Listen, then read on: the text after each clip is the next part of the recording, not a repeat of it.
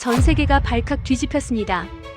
한국은 명품에 환장한 나라일 뿐 전통이나 창조 같은 건 잘 모르지 않나요? 세계적인 명품 브랜드 디올의 수석 디자이너 줄리엔이 한 언론사와의 인터뷰에서 한국을 조롱한 겁니다. 줄리엔의 경악스러운 인터뷰에 한국인들은 분노했습니다. 그러나 단 2일 만에 디올은 충격적인 발표를 했습니다. 디올 역사 최초로 K 컬렉션을 런칭합니다. 에이펙 특별 행사에 게스트로 한국을 방문한 줄리엔. 한국을 무시하던 그는 왜 이런 결정을 내리게 된 것일까요? 그날 경주 월정교에서는 무슨 일이 있었던 걸까요? 전 세계를 뒤흔든 이야기. 지금 바로 시작합니다. 저는 줄리엔 로시입니다. 디올의 수석 디자이너로 일하고 있죠. 파리 본사에서 근무하며 지난 7년간 컬렉션 라인을 총괄해왔습니다. 제 이름 석자면 세계 어느 패션 위크에서든 가장 좋은 좌석이 보장되는 위치였어요. 그런 제가 한국행 비행기표를 받았던 건 불과 보름 전 일입니다. 10월 28일 파리 샤를드골 공항 귀빈실이었습니다. 출국 전 로이터 통신 기자가 짧은 인터뷰를 요청했죠. 에이펙 정상회의 부대 행사로 열리는 한복 패션쇼에 참석하게 된 소감을 묻더군요. 저는 솔직하게 답했습니다. 한국은 명품에 환장한 시장일 뿐입니다. 문화를 만드는 나라가 아니에요. 소비는 하지만 창조하지 못하는 곳이죠. 이번 행사도 그저 정치적 이벤트 정도로 생각합니다. 그 말이 문제였을까요? 인터뷰 영상은 2시간 만에 전 세계 언론에 퍼졌습니다. 한국 언론들이 특히 격렬하게 반응했어요. 포털 사이트 메인 화면에 제 이름이 올랐고 댓글란은 분노로 가득 찼습니다. 하지만 저는 개의치 않았어요. 사실을 말했을 뿐이었으니까요. 피에르 르마르, 디올 CEO가 옆자리에 앉아 있었습니다. 59살이었지만 여전히 카리스마가 넘치는 분이었죠. 그는 탑승 직전 제 어깨를 가볍게 두드렸어요. 줄리엔, 조금 신중했어야 했네. 사실을 말했을 뿐입니다. 사실이라도 때와 장소는 가려야지. 피에르는 더 이상 말하지 않았습니다. 하지만 그의 표정에서 불편함이 느껴졌어요. 저는 신경 쓰지 않았습니다. 제 말이 틀렸다고 생각하지 않았거든요. 12시간의 비행이었습니다. 1등석 좌석에 몸을 기댄 채 창밖을 바라봤어요. 구름 위를 날아가는 내내 한국이라는 나라에 대한 생각이 머릿속을 맴돌았습니다. 제가 아는 한국은 명확했어요. 샤넬백을 들고 루이비통 매장 앞에 줄 서는 사람들. 유럽 명품 브랜드의 최대 소비국 중 하나. 하지만 그들만의 전통이나 미학이 있는지는 의문이었죠. 10월 29일 오전 인천국제공항에 도착했습니다. 입국장 문이 열리는 순간 예상과 달랐습니다.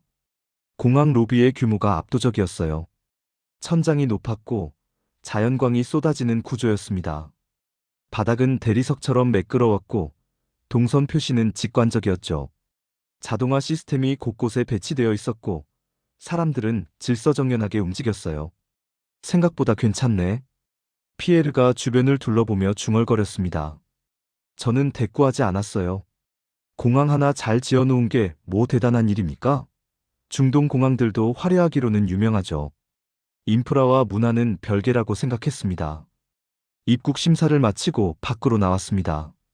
전용 차량이 대기하고 있었어요. 검은색 대형 세단이었습니다. 운전기사가 짐을 실었고 우리는 뒷좌석에 올랐죠. 경주까지 4시간 정도 소요됩니다. 기사가 말했습니다. 저는 고개를 끄덕이고 창밖을 봤어요.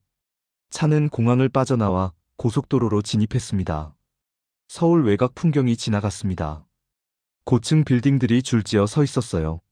아파트 단지가 보였고 도로는 잘 정비되어 있었습니다. 차들이 질서 있게 달리고 있었죠. 인프라는 잘 되어 있네. 피에르가 말했습니다. 저는 어깨를 으쓱했어요. 이 정도는 당연한 거 아닙니까? 하지만 속으로는 생각했습니다. 시스템은 잘 갖췄지만 영혼은 없다고. 이 나라가 명품을 소비하는 이유가 보이는군요. 유럽을 모방한 거죠. 그게 전부였습니다. 차는 계속 남쪽으로 달렸어요. 도시 풍경이 점점 줄어들고 산이 보이기 시작했습니다. 단풍이 물든 산들이었죠. 가을빛이 나무들을 덮고 있었어요. 경치는 나쁘지 않네. 피에르가 창밖을 보며 말했습니다. 저는 대답하지 않았어요. 자연 경관이야 어느 나라든 있는 거죠. 중요한 건 문화적 깊이인데 한국에 그런 게 있을지 의문이었습니다. 1시간쯤 지나 휴게소에 들렀습니다. 차에서 내려 화장실을 다녀왔어요. 시설이 깨끗했습니다. 바닥에 쓰레기 하나 없었습니다. 편의점에 들어가 물을 샀습니다. 계산대 직원이 친절하게 응대했어요. 하지만 그게 뭐가 특별합니까? 서비스 교육을 잘 받은 것뿐이죠. 다시 차에 올랐습니다. 계속 남쪽으로 향했어요. 고속도로 양쪽으로 논이 보였습니다. 가을이라 추수가 끝난 듯 했어요. 빈 들판이 펼쳐져 있었죠. 한적하네. 피에르가 말했습니다. 저는 고개를 끄덕였어요. 한적하다는 말이 맞았습니다. 하지만 동시에 지루했죠. 볼 게 없었어요. 2시간이 더 지나 경주 시내로 들어섰습니다. 건물들이 낮아졌어요. 고층 빌딩 대신 높이가 낮은 건물들이 늘어서 있었습니다. 그리고 기와지붕이 보이기 시작했죠. 저기 봐. 전통 양식 건물들이네. 피에르가 가리켰습니다. 붉은 기둥과 기와지붕이 있는 건물이 보였어요. 하지만 새로 지은 것 같았습니다. 페인트가 선명했고 목재가 깨끗했죠. 복원한 거겠죠. 저는 무심하게 말했습니다. 관광 상품처럼 보였어요. 진짜 역사의 무게는 느껴지지 않았습니다. 그냥 박물관 같았죠. 차는 시내 중심부로 들어갔습니다. 거리는 한산했어요. 사람들이 많지 않았고 차량도 적었습니다. 조용한 도시였죠. 도시치고는 생각보다 조용하네요.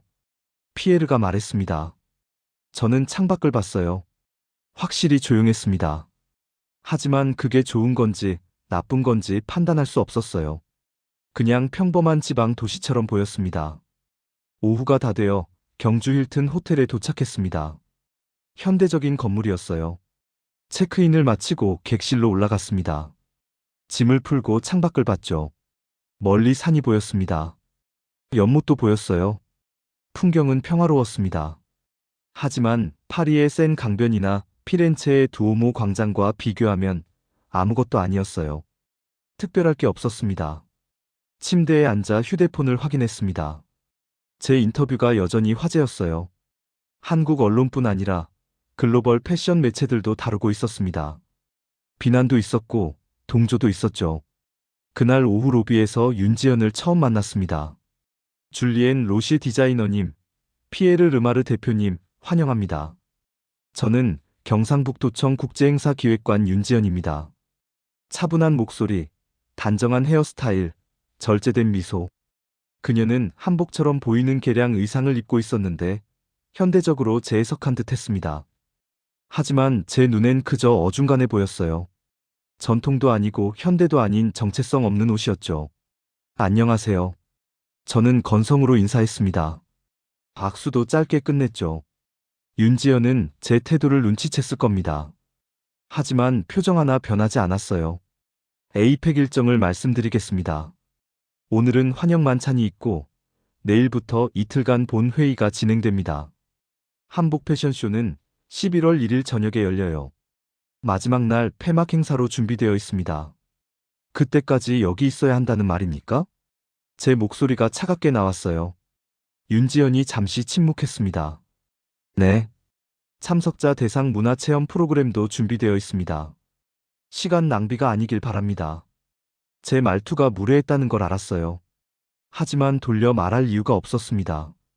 저는 이 행사가 정치적 쇼에 불과하다고 생각했거든요. 윤지연은 잠시 침묵했습니다. 그녀의 눈빛이 미세하게 흔들렸어요. 하지만 곧 원래의 차분함을 되찾았습니다. 오늘은 패션쇼 장소를 먼저 보시는 게 어떨까요? 준비 중인 무대를 확인하실 수 있습니다.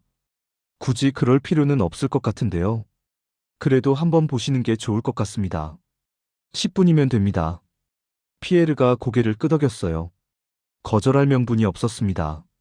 차량으로 월정교로 향했습니다. 10분쯤 달렸을까요?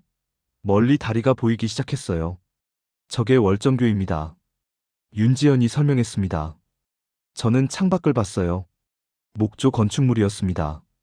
2층 누각 형태로 붉은 기둥과 기와지붕이 있었죠. 복원한 유적이라고 들었어요. 관광 상품이겠죠. 차에서 내렸습니다. 다리 근처에는 작업인부들이 있었어요. 뭔가를 설치하고 있었습니다.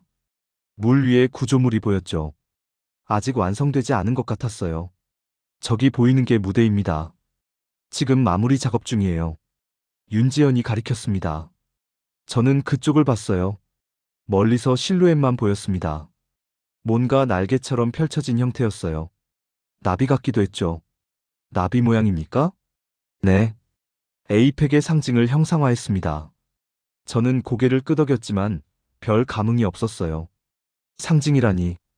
그냥 장식일 뿐이죠. 내용이 중요한데 형태만 신경 쓰는 것 같았습니다.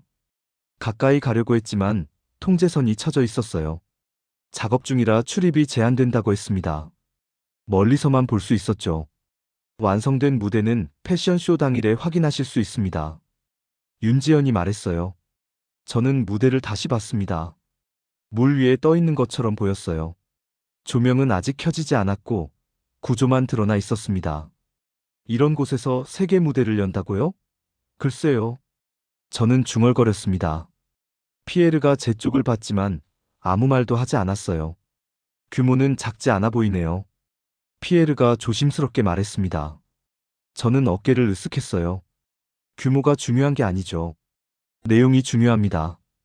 윤지연이 저를 봤습니다. 그녀의 표정이 묘했어요.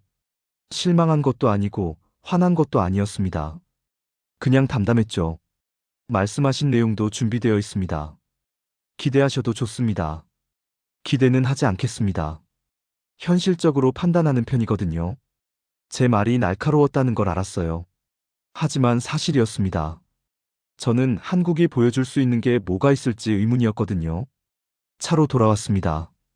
호텔로 가는 길, 저는 창밖을 봤어요. 해가 지고 있었습니다. 경주의 거리가 어둠 속으로 들어가고 있었죠. 줄리엔. 피에르가 조용히 말했습니다. 네. 너무 단정 짓지 마. 아직 보지도 않았잖아. 봐야 합니까? 이미 답은 나와 있어요. 그래도 피에르는 더 말하지 않았어요. 저는 고개를 돌렸습니다. 호텔 객실로 돌아왔습니다. 침대에 누워 천장을 봤어요. 3일 동안이나 여기 있어야 한다니. 시간 낭비처럼 느껴졌어요. 한국이 제게 무엇을 보여줄 수 있을까요? 천년 전통이라고 하지만 현대에 어떤 의미가 있는지 모르겠어요. 명품 소비는 활발하지만 자신들만의 미학을 창조하는 능력은 보이지 않았습니다. 핸드폰을 확인했습니다. 파리 본사에서 메시지가 와 있었어요. 현재 언론 반응 심각함. 언행을 조심하는 게 좋을 것 같음. 저는 메시지를 읽고 휴대폰을 내려놓았습니다. 조심할 게 뭐가 있습니까? 저는 사실을 말했을 뿐이에요. 창밖을 봤습니다. 경주의 밤이 고요했어요. 별이 보였습니다. 하지만 그게 뭐가 특별합니까? 별은 어디서나 뜨는 것이니까요. 잠자리에 들었습니다. 내일부터 무슨 일정이 있다고 했죠? 문화체험 프로그램이라고 했던가요? 별 기대는 하지 않았습니다. 그때는 몰랐습니다. 제가 곧 보게 될 것이 무엇인지를요. 하지만 지금의 저는 알 리 없었죠. 그저 한국이라는 나라를 무시하고 있었을 뿐이었습니다. 다음 날 오전, 윤지연이 호텔 로비에서 기다리고 있었습니다. 오늘은 문화체험 프로그램이 예정되어 있다고 했어요. 저는 내키지 않았지만 거절할 명분이 없었죠. 오늘은 경주의 전통 공간들을 돌아보실 겁니다. 윤지연이 차분하게 말했습니다. 저는 고개를 끄덕였어요. 피에르도 함께였습니다. 차를 타고 10분쯤 이동했습니다. 도착한 곳은 한옥마을이었어요. 기와 지붕이 낮게 늘어선 거리였습니다. 관광지 같았죠. 이곳은 조선시대 양반가 한옥을 복원한 공간입니다. 윤지연이 앞장서 걸었습니다. 저는 그녀를 따라 대문 안으로 들어갔어요. 마당이 넓었습니다. 비어 있었죠. 아무것도 없었어요. 돌로 된 장식물 하나, 작은 나무 한 그루가 전부였습니다. 왜 이렇게 비워뒀을까요? 비효율적으로 보였어요. 여백입니다. 윤지연이 설명했습니다. 한국 건축은 채우지 않음으로써 공간을 완성해요. 이해할 수 없었습니다. 유럽 정원은 조각과 분수로 가득 차 있어요. 그게 풍요로움이고 완성도죠. 비워둔다는 건 채울 게 없다는 뜻 아닙니까? 하지만 마당을 계속 보니 묘했습니다. 시선이 쉴 곳이 있었어요. 복잡하지 않아서 오히려 집중이 됐죠. 불편한 느낌이 들었습니다. 건물 안으로 들어갔습니다. 마루에 올라서는 순간 천장을 올려다봤어요. 석가래가 드러나 있었고 기둥과 보가 정교하게 결합되어 있었습니다. 못을 쓰지 않습니다. 나무와 나무를 짜맞춰서 짓죠. 윤지연의 설명이 이어졌습니다. 저는 기둥을 자세히 봤어요.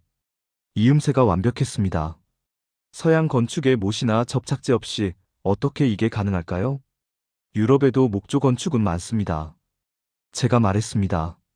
방어적인 어조였다는 걸 알았어요. 윤지연은 대꾸하지 않았습니다. 기둥의 간격을 봤습니다. 일정했어요. 비율이 있었습니다. 처마의 곡선도 계산된 듯 했죠. 이 비율은 우연이 아니었습니다. 누군가 의도한 거예요. 왜 이게 신경 쓰일까요? 저는 고개를 저었습니다. 다음 장소는 한글 체험 공간이었습니다. 작은 교육관 같은 곳이었어요. 벽에 한글 자모가 크게 붙어 있었습니다. 한글은 1500년대에 만들어진 문자입니다. 소리와 모양이 연결되어 있어요. 윤지연이 설명을 시작했습니다. 자음, 기역, 니은, 디귿, 그리고 모음들. 각각의 기호가 조합되어 글자를 만든다고 했어요. 저는 글자들을 봤습니다. 읽을 수는 없었어요. 하지만 형태가 묘했습니다. 직선과 곡선이 조화롭게 섞여 있었죠. 간결했지만 표현력이 풍부해 보였어요. 이 기호들이 디자인처럼 보이네요. 피에르가 말했습니다. 저도 같은 생각이었어요. 글자가 아니라 그래픽 요소처럼 느껴졌습니다. 맞습니다. 한글은 조형성이 뛰어나요. 그래서 현대 디자인에도 많이 활용되죠. 윤지연이 대답했습니다. 저는 계속 글자들을 봤어요. 기역, 니은, 디귿. 선이 단순했지만 힘이 있었습니다. 왜 이렇게 마음에 걸릴까요? 그냥 문자일 뿐인데. 저는 시선을 돌렸습니다. 한지 공방으로 이동했습니다. 작은 작업실이었어요. 장인이 한 명 앉아 있었고 큰 나무틀이 놓여 있었습니다. 한지는 당나무로 만듭니다. 천년이 가도 변하지 않아요. 윤지연이 설명했습니다. 장인이 틀에 물을 부었어요. 그리고 채를 이용해 섬유를 펼쳤습니다. 손놀림이 정확했죠. 저는 과정을 지켜봤습니다. 물 위에 섬유가 떠 있었어요. 서로 엉켜 하나의 면을 만들었습니다. 천천히 자연스럽게. 만져보세요. 윤지연이 완성된 한지 한 장을 건넸습니다. 저는 받아들었어요. 즐겼습니다. 얇아 보이는데 찢어지지 않았어요. 손가락으로 비벼봤죠. 종이인데 천처럼 느껴졌습니다. 부드러우면서도 거칠었어요. 모순적인 질감이었습니다. 이게 천년 간다고요? 네. 습도를 조절하고 빛을 걸러내죠. 저는 한지를 빛에 비춰봤습니다. 반투명했어요. 섬유의 결이 불규칙하게 보였습니다. 균일하지 않았죠. 하지만 그 불균일함이 자연스러웠어요. 실용성은 글쎄요. 현대에는 맞지 않을 것 같은데. 제가 말했습니다. 윤지연은 미소만 지었어요. 점심시간이었습니다. 전통 한식 체험 공간으로 갔어요. 한옥을 개조한 식당이었습니다. 낮은 테이블에 방석이 깔려 있었죠. 한식은 발효 문화입니다. 시간이 만든 음식이에요. 윤지연이 설명했습니다. 테이블에 음식이 나왔어요. 작은 접시들이 여러 개였습니다. 김치, 나물, 전과 구이. 이 김치는 3년 묵은 겁니다. 저는 젓가락을 들어 김치를 입에 넣었어요. 매웠습니다. 하지만 단순한 매운맛이 아니었어요. 신맛, 단맛, 감칠맛이 복합적으로 느껴졌죠. 시간을 재료로 쓴다는 게 이런 뜻인가요? 피에르가 물었습니다. 윤지연이 고개를 끄덕였어요. 맞습니다. 발효는 시간의 개입이에요. 기다림이 맛을 만들죠. 저는 더 먹어봤습니다. 된장찌개, 나물, 구이. 각각의 맛이 달랐지만 조화로웠어요.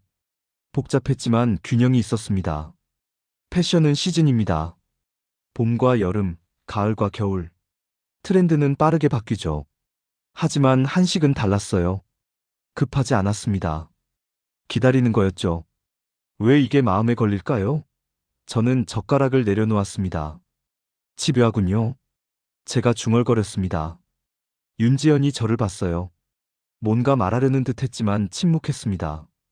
이후 한복 제작 공방으로 이동했습니다. 작은 아틀리에였어요.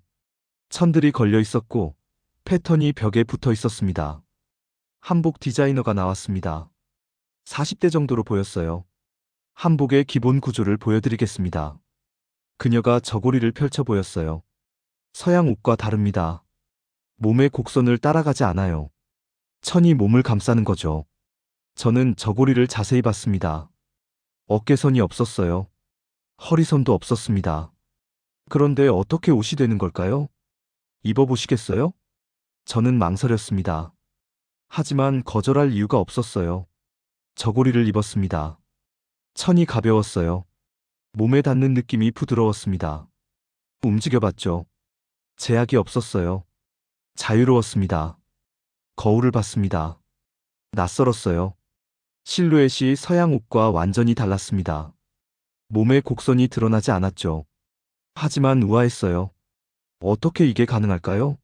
선으로만 이루어진 옷. 조이지 않는데 형태가 있는 옷. 서양 패턴 논리와 전혀 달랐습니다. 묘하네요. 제 목소리가 나왔습니다. 스스로 놀랐어요. 저고리를 벗었습니다. 손을 떨었죠. 왜 이럴까요? 단지 옷 한 벌인데. 차로 돌아오는 길, 피에르가 말했습니다. 생각보다 흥미롭네. 그냥 체험 프로그램일 뿐입니다. 제가 대답했습니다. 하지만 목소리에 확신이 없었어요. 줄리엔. 네. 우리는 연구를 하러 온 거지. 훈련받으러 온 건 아니야. 피에르의 목소리가 조심스러웠습니다. 경고처럼 들렸어요. 알고 있습니다.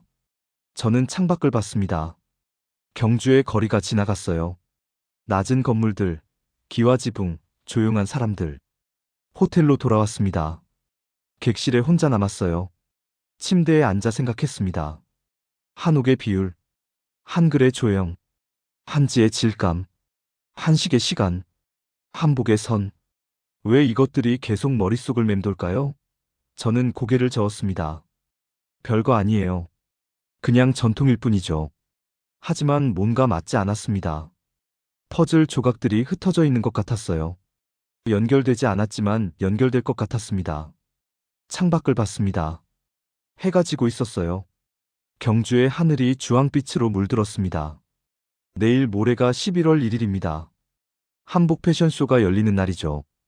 월정교 수상무대에서. 저는 기대하지 않았어요. 여전히 회의적이었습니다. 하지만 동시에 궁금했죠. 이상하게 궁금했어요.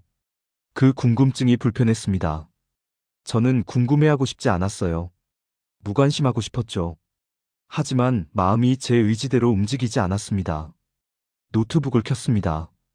파리 본사에서 이메일이 와 있었어요. 한국 일정은 어떤가? 브랜드 이미지 관리 신경 쓸 것. 저는 답장을 쓰지 않았습니다. 뭐라고 써야 할지 몰랐거든요. 밤이 깊어갔습니다. 잠이 오지 않았어요. 뒤척이다가 창가에 섰습니다. 멀리 월정교가 보였어요. 조명이 켜져 있었습니다.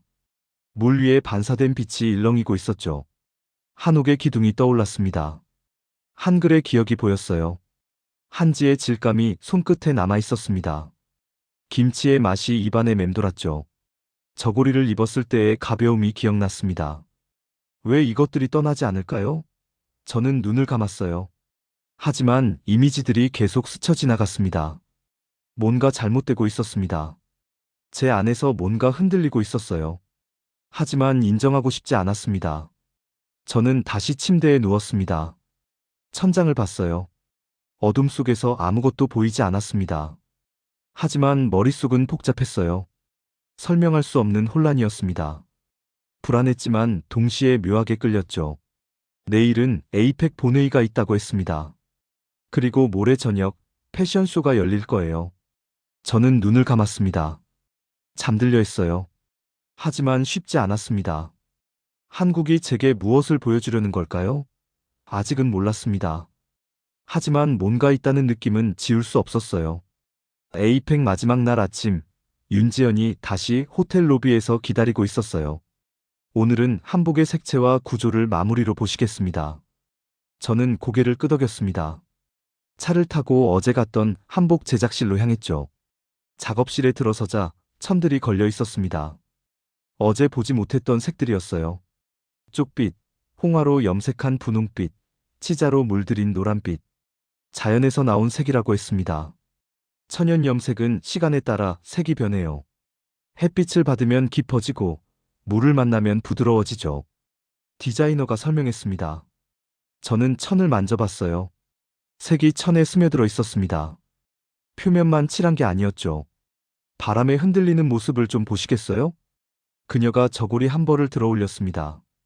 공기가 지나가자 천이 움직였어요. 선이 흘렀습니다. 고정되지 않았죠. 자유로웠어요. 어제 입었을 때 느꼈던 그 가벼움. 선으로만 이루어진 구조. 몸을 조이지 않으면서도 형태가 있는 옷. 서양 패턴과 완전히 다른 철학이었습니다. 한옥의 비율이 떠올랐습니다.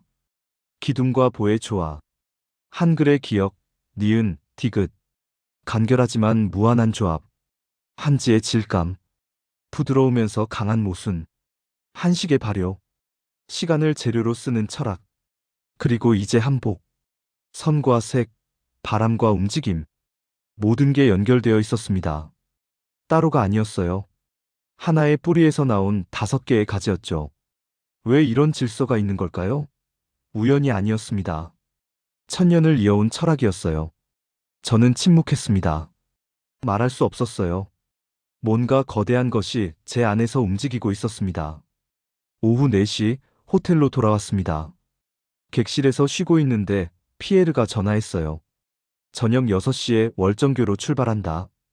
준비해. 저는 정장으로 갈아입었습니다. 거울을 봤어요.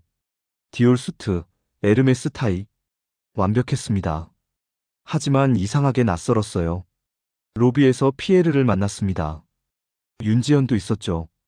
우리는 차에 올랐어요. 월정교로 가는 길. 사흘 전 처음 이곳을 지나갔을 때가 떠올랐습니다. 그때 저는 비웃고 있었어요. 한국을 무시했죠. 하지만 지금은 달랐습니다. 창밖 풍경이 다르게 보였어요. 기와 지붕의 곡선, 거리의 질서, 모든 게 의미로 다가왔습니다. 차가 월정교에 도착했습니다. 사흘 전과 달랐어요. 무대가 완성되어 있었습니다. 조명이 켜져 있었고 사람들이 입장하고 있었죠. 차에서 내렸습니다. 다리 위를 걸었어요. 나무 바닥이 발걸음 소리를 냈습니다. 물이 흐르는 소리가 들렸죠. 객석으로 향했습니다. 수상무대 전체가 한눈에 들어왔어요. 나비 형상의 구조가 완벽했습니다.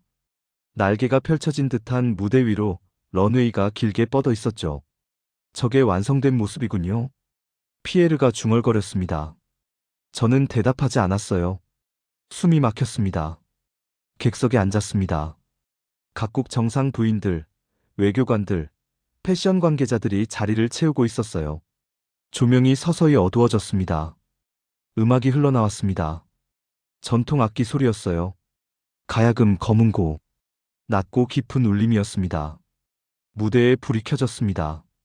첫 번째 모델이 걸어 나왔어요. 한복을 입고 있었습니다. 흰색 저고리에 남색 치마. 단순했지만 완벽했어요. 모델의 걸음이 느렸습니다. 한 걸음 한 걸음이 의식처럼 느껴졌어요. 치마가 움직일 때마다 물결이 일었죠. 천이 공기를 가르는 소리가 들렸습니다. 저고리에 선이 살아있었습니다. 곡선이었지만 계산된 게 아니었어요. 자연스러웠죠. 팔이 움직일 때마다 소매가 따라 흘렀습니다.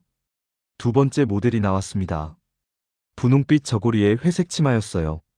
색의 조합이 대담했지만 조화로웠습니다. 전통적이면서도 현대적이었죠. 세 번째, 네 번째 모델이 이어졌어요. 각각의 한복이 다른 이야기를 했습니다. 절제된 것, 화려한 것. 하지만 모두 같은 철학이었어요. 몸을 드러내지 않으면서 우아함을 보여주는 것. 화려하지 않으면서 깊이를 담는 것. 조명이 바뀌었습니다. 무대 전체가 파란빛으로 물들었어요. 나비 형상이 더욱 선명해졌습니다. 날개가 빛을 받아 반짝였죠. 그 순간 깨달았습니다. 이 무대 자체가 메시지였다는 것을요. 나비는 변화를 상징합니다. 애벌레에서 번데기를 거쳐 나비가 되는 과정. 에이펙의 의미였어요. 연결, 번영, 혁신. 한국은 말하고 있었습니다. 변화하면서도 본질을 잃지 않는다고. 전통은 과거가 아니라 현재라고. 5번째 모델이 무대 중앙에 섰습니다. 순백의 한복이었어요.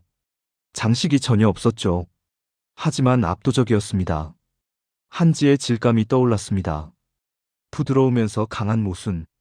한복의 흰색 천이 똑같은 느낌을 주고 있었어요. 한옥의 비례가 보였습니다. 기둥과 보의 조화. 한복의 저고리와 치마도 같은 원리였어요. 억지로 맞추지 않았습니다. 한글의 형태가 떠올랐습니다. 간결하지만 무한한 표현. 한복도 마찬가지였어요. 기본은 단순했지만 변주는 무한했습니다. 김치의 맛이 입안에 맴돌았습니다. 시간이 만든 깊이. 한복의 천연 염색도 같았어요. 즉각적이지 않았습니다. 기다림이었죠. 모든 게 하나였습니다.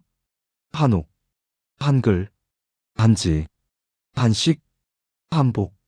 하나의 미학적 체계였어요. 같은 뿌리, 5개의 가지. 저는 그제야 이해했습니다. 한국의 전통이 박물관 속 유물이 아니라는 것을요. 살아있는 철학이었습니다. 현재 진행형이었어요. 패션쇼가 끝났습니다. 조명이 서서히 꺼졌어요. 객석에서 박수가 터져 나왔습니다. 저도 손뼉을 쳤어요. 손이 떨렸습니다. 제 의지와 상관없이 몸이 반응하고 있었죠. 피에르가 제 쪽을 봤습니다. 그의 눈빛이 복잡했어요. 줄리엔. 네. 이건. 그는 말을 잇지 못했어요. 저도 대답할 수 없었습니다. 객석을 빠져나왔습니다. 월정교 다리 위에 섰어요. 물이 흐르는 소리가 들렸습니다. 윤지연이 다가왔습니다. 어떠셨나요? 저는 그녀를 똑바로 봤어요. 이건 패션이 아니었습니다. 네? 이건 언어였어요. 제가 평생 찾던 언어였습니다. 윤지연이 미소 지었습니다. 처음으로 진심 어린 미소였어요. 저는 피에르에게 돌아섰습니다. 우리는 이 미학을 기록해야 합니다. 뭘 말하는 거야? 다음 컬렉션은 여기서 시작해야 해요. 이건 트렌드가 아닙니다. 본질이에요. 피에르의 표정이 굳었어요. 제정신이야? 저는 지금 매우 또렷합니다. 호텔로 돌아왔습니다. 객실에서 노트북을 켰어요. 파리 본사에 화상회의를 요청했습니다. 밤 11시 회의가 시작됐습니다. 임원들이 화면에 나타났어요. 줄리엔 무슨 일이야? K 컬렉션을 제안합니다. 한국 전통 미학을 기반으로 한 새로운 라인입니다. 침묵이 흘렀습니다. 네가 미쳤구나. 디올은 프랑스 브랜드야. 정체성은 고정된 게 아닙니다. 진화하는 거죠. 저는 준비한 자료를 공유했습니다. 패션쇼 사진들, 한복의 구조, 천연 염색 과정. 제가 사흘 동안 모은 모든 것이었어요. 이건 단순한 민속 의상이 아닙니다. 완성된 미학 체계예요. 우리가 놓치고 있던 것들이 여기 있습니다. 시장이 받아들이지 않을 거야. 관심이 없는 게 아니라 제대로 본 적이 없는 겁니다. 너무 위험해. 현재 우리 이미지가 뭡니까? 안전한 고급스러움? 예측 가능한 우아함? 그게 지속 가능합니까? 피에르가 끼어들었습니다. 저도 봤습니다. 줄리엔 말이 틀리지 않아요. 이런 건 처음이었습니다. 회장이 입을 열었습니다. 자네 출국 전에 뭐라고 했지? 한국은 명품에 환장한 나라라고 했습니다. 틀렸습니다. 완전히 틀렸어요. 회장이 고개를 끄덕였어요. 확신이 있나? 네. 이건 제 커리어에서 가장 중요한 프로젝트가 될 겁니다. 회장이 다른 임원들을 봤습니다. 일단 준비는 해보게. 소규모 팀 구성해서 리서치 시작하고. 화상회의가 종료됐습니다. 저는 의자에 기댔어요. 온몸의 긴장이 풀렸죠. 피에르가 옆에 있었습니다. 정말 할 거야? 네. 쉽지 않을 거야. 알고 있습니다. 하지만 이건 선택이 아니에요. 필연입니다. 피에르가 제 어깨를 두드렸습니다. 응원하지. 혼자 남았습니다. 창밖을 봤어요. 월정교가 여전히 빛나고 있었습니다. 노트를 폈습니다. 적기 시작했어요. 한복의 선, 천연 염색의 과정, 한옥의 비례. 손이 빠르게 움직였습니다. 새벽 3시가 넘어서야 펜을 놓았습니다. 20페이지가 넘게 적혀 있었어요. 침대에 누웠습니다. 천장을 봤어요. 피곤했지만 설렜습니다. 제가 본 것은 단순한 재료가 아니었습니다. 새로운 언어였어요. 그 언어로 무엇을 말할 수 있을까? 다음 날 아침 윤지연에게 연락했습니다. 도움이 필요합니다. 한국의 장인들과 협업하고 싶어요. 윤지연이 잠시 침묵했습니다. 진심이신가요? 네. 돌아가야 할 곳이 달라졌습니다. 제 목소리가 확고했어요. 윤지연이 대답했습니다. 알겠습니다. 준비하겠습니다. 전화를 끊었습니다. 창밖을 봤어요. 해가 떠오르고 있었습니다. 경주의 아침이 밝았죠. 모든 것이 달라 보였습니다. 기와 지붕의 곡선, 나무의 결, 바람의 방향. 세상이 다른 언어로 말을 걸고 있었습니다. 저는 그 언어를 배우고 싶었어요. 그리고 제 방식으로 말하고 싶었습니다. 오늘의 장면은 제 인생의 선을 새로 그었습니다. 이제 나는 이전으로 돌아갈 수 없었어요. 경주를 떠나는 날이었습니다. 호텔 로비에서 체크아웃을 마쳤어요. 짐을 챙기고 밖으로 나왔습니다. 출발 전 월정교를 한 번 더 보고 싶었습니다. 운전기사에게 잠깐 들러달라고 부탁했어요. 아침 햇살이 월정교를 비추고 있었습니다. 밤에 화려한 조명은 없었어요. 그냥 고요한 목조 건축물이었죠. 기와 지붕, 붉은 기둥, 물 위에 비친 그림자.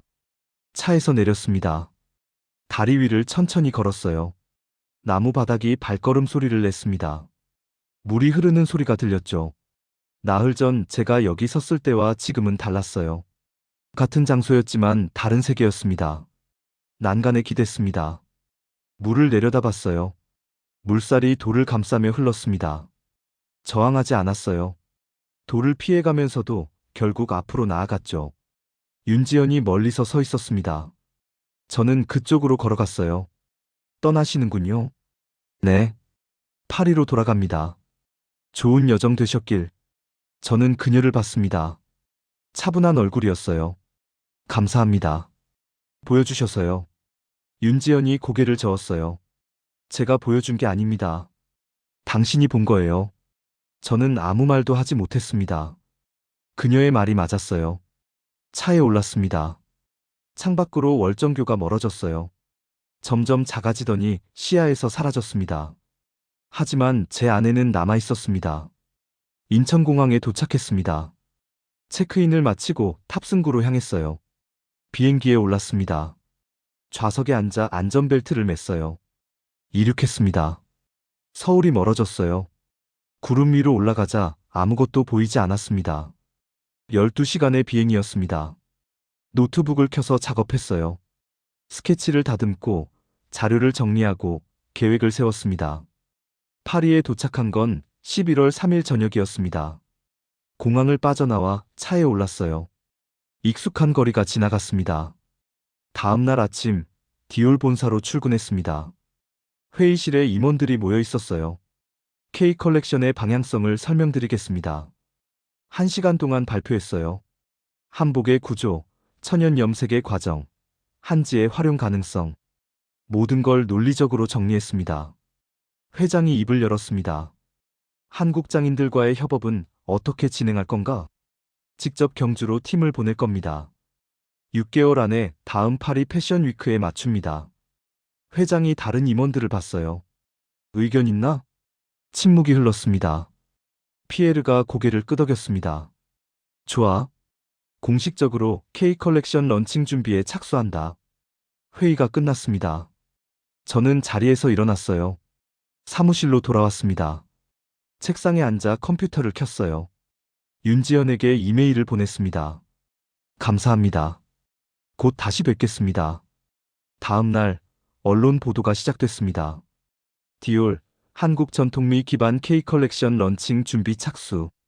프랑스 명품 브랜드, 경주 에이펙 한복 패션쇼에서 영감 얻어. 줄리엔 로시 디올 수석 디자이너, 한국 장인과 협업 예정. 기사들이 쏟아졌습니다. 로이터, AFP, 르몽드, 피가로.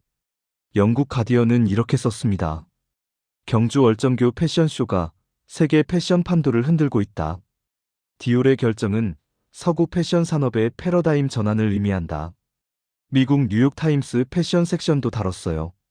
한국의 미가 글로벌 명품 산업의 새 기준으로 떠오르고 있다. 천년 전통이 현대 패션과 만나는 순간 디올이 그 접점에 섰다. 이탈리아 보그는 분석 기사를 실었습니다. 동양 전통과 서구 명품의 만남은 과거에도 있었다. 하지만 이번은 다르다. 소비가 아닌 창조의 관점에서 접근하고 있기 때문이다. 소셜미디어가 들끓었습니다. 한국과 관련된 해시태그가 확산됐어요. SNS에 관련 게시물이 수만 건 올라왔습니다. 패션 인플루언서들이 한복 사진을 올렸고 디자이너들이 의견을 공유했죠. 업계 반응도 뜨거웠습니다. 밀라노의 한 디자이너가 인터뷰에서 말했어요. 디올이 용기 있는 결정을 했다. 이건 패션 산업 전체에 질문을 던진다. 파리의 패션 평론가는 칼럼을 썼습니다. 줄리엔 로쉐는 자신의 편견을 인정했다. 그 용기가 새로운 미학을 탄생시킬 것이다. 저는 사무실에서 기사들을 읽었습니다. 창밖으로 파리의 지붕들이 보였어요. 에펠탑이 멀리 서 있었죠. 휴대폰이 울렸습니다. 윤지연이었어요. 보도 봤습니다. 네. 축하드립니다. 아직 시작도 안 했는데요. 시작이 반입니다. 저는 웃었어요. 2주 안에 팀을 꾸려서 가겠습니다. 기다리고 있겠습니다. 전화가 끊겼습니다. 저는 창밖을 봤어요. 해가 지고 있었습니다. 책상 서랍을 열었습니다. 경주에서 가져온 한지 한 장이 있었어요. 만져봤습니다. 질기고 부드러웠죠. 노트를 펼쳤습니다. 첫 페이지에 적었어요. 전통은 과거가 아니라 현재다. 스케치를 시작했어요. 한복의 선을 따라 그렸습니다. 저고리의 곡선, 치마의 볼륨. 하지만 현대적으로 해석했죠. 밤이 깊어갔습니다. 사무실 불빛만 켜져 있었어요. 저는 계속 그렸습니다. 11월 14일, 경주에서는 윤지연이 보도 기사를 보고 있었습니다. 경상북도청 사무실이었어요. 그녀는 조용히 미소 지었습니다. 크게 웃지 않았어요. 그냥 입꼬리가 살짝 올라갔을 뿐이었습니다. 창밖으로 월정교가 보였어요. 낮에 고요한 모습이었습니다. 관광객 몇 명이 다리 위를 걷고 있었죠. 평범한 오후였습니다. 하지만 그 평범함 속에 특별함이 있었어요. 천년을 견딘 구조, 시간을 품은 미학. 윤지연은 컴퓨터를 끄고 자리에서 일어났습니다. 창가에 서서 월정교를 바라봤어요. 그녀는 알고 있었어요. 이건 끝이 아니라 시작이라는 것을요. 더 많은 사람들이 한국을 볼 겁니다. 하지만 그 과정에서 한국은 변하지 않을 거예요. 본질을 지킬 겁니다. 신뢰가 길을 열었습니다. 과장하지 않고 강요하지 않고 그저 보여줬을 뿐이었죠. 그 진심이 결국 닿았어요. 파리에 저는 여전히 스케치하고 있었습니다. 새벽이 밝아올 때까지 손을 멈추지 않았어요. 창밖이 밝아졌습니다. 파리의 아침이었어요. 거리에 사람들이 나타나기 시작했습니다. 저는 마지막 스케치를 마쳤습니다. 펜을 내려놓고 그림을 봤어요. 한복의 정신이 담긴 현대 패션이었습니다. 동양과 서양이 만나 있었죠. 이제 시작이었습니다. 긴 여정의 첫걸음이었죠. 한국이 가르쳐준 것이 있었습니다. 급하게 밀어붙이지 말고 본질을 지키며 나아가라고. 결과를 강요하지 말고 과정을 신뢰하라고. 그 가르침을 가슴에 새겼습니다. 이제 제가 그것을 세계에 전할 차례였어요. 의자에서 일어났습니다. 창문을 열었어요. 파리의 공기가 들어왔습니다. 새로운 날이 시작되고 있었습니다. 파리에서도, 경주에서도, 세계 어디에서도 저는 그 빛 속에 서 있었습니다. 변화한 사람으로, 배운 사람으로, 책임감을 가진 사람으로. 나비 형상의 무대가 떠올랐습니다. 날개를 펼친 형태. 연결, 번영, 혁신. 에이펙의 상징이었지만 동시에 제 여정의 상징이기도 했어요. 애벌레에서 번데기를 거쳐 나비가 되는 과정. 저도 그랬습니다. 편견에서 혼란을 거쳐 확신에 이르렀죠. 변화하면서도 본질을 잃지 않는 것. 한국이 보여준 길이었습니다. 책상에 앉았습니다. 노트 마지막 페이지에 적었어요. 미가 미래를 만든다. 신뢰가 국격을 완성한다. 펜을 내려놓았습니다. 문장을 다시 읽었어요. 간결했지만 모든 게 담겨 있었습니다. 경주의 나흘, 한옥의 비율, 한글의 조형, 한지의 질감, 한식의 시간, 한복의 선, 월정교 수상무대의 빛, 윤지연의 차분함. 모든 게 하나로 연결되어 있었어요. 저는 이제 압니다.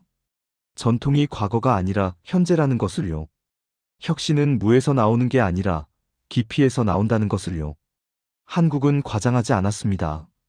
강요하지도 않았어요. 그저 보여줬을 뿐이었죠. 그 품격이 세계를 움직였습니다. 창밖을 봤습니다. 파리의 하늘이 맑았어요. 저 하늘 아래 경주도 있을 겁니다. 월정교도, 한옥마당도, 조용한 사람들도. 같은 하늘, 다른 땅. 하지만 이제 연결되어 있었습니다. 나비의 날개처럼. 저는 자리에서 일어났습니다. 앞으로 나아갈 시간이었어요. 신뢰로 세워진 국격, 양심이 만든 기술, 전통이 이끄는 혁신. 한국이 세계에 건넨 언어였습니다. 저는 그 언어를 배웠고, 이제 말할 준비가 되었습니다.